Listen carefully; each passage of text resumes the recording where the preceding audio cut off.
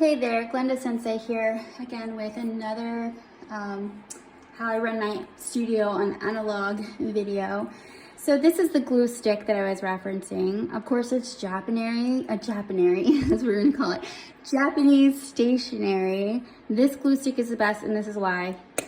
Because it is square, right? See, these are the innovations that come out of Japan when it comes to their stationery. Of course, glue sticks should be square shaped because the edges of pages are square shaped, right? So that's the glue stick that I use to paste things into my composition book, okay? All right, and then speaking of composition books, I have one for each student. And I write to parents. These are for parents, not the students. So this is parent-teacher communication. We don't always have time to sit down and chat a whole lot in the lesson, and scheduling can be very difficult. So I like to do it this way. Of course, you can send text and email. However, I find long text to be annoying, and email, people either read it or they don't read it.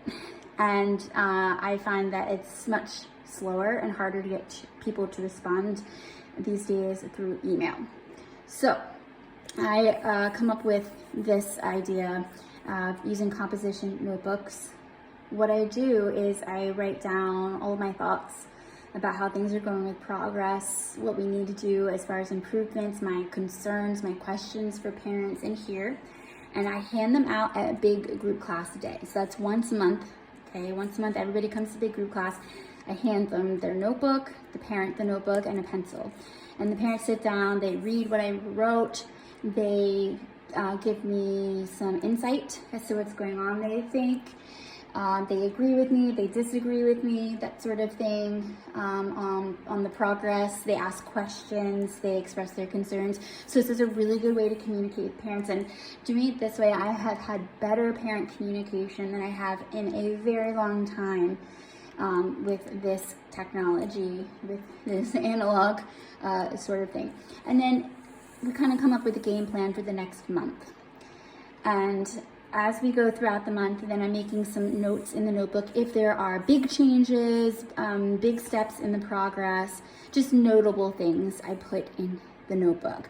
And then the following monthly group class, so a month later, the parents could read everything that I've logged in here, and then I come up with a new idea or plan for the next month, or we're continuing if we haven't made a whole lot of progress on that previous month's plan, that sort of thing. So this is just a good way for parents to be able to sit down for a moment and express everything that they're feeling, you know, if they're frustrated, that sort of thing, if they're having difficulties at home. It gives us a monthly kind of check-in and planning so we can move ahead, so we're all on the same page. I just find doing it this way allows me to actually connect with parents the way I want to connect with them on that deeper level, but find a way to do it that actually works time-wise, right? Not everybody has time to come in without their child, or they could take their child's lesson so we can conference a little bit, but what do you do with the child that's too young to be left at home and your other partner is not home to be able to watch them, that sort of thing? So this is an excellent way to communicate, to have a log of progress and that sort of thing in here. And then if I have any handouts I want parents to read, I can always make the photocopies and paste them in here, so they have something that I want them to read, or whatever. It's very versatile, these composition books. So using these can be very helpful for parents. And this is not note-taking as in what to do during the lesson. That's a great idea. You can use a composition book for that, but I want to be able to hold on to the books all month, so I give them out at group class. They're returned to me at the end of group class.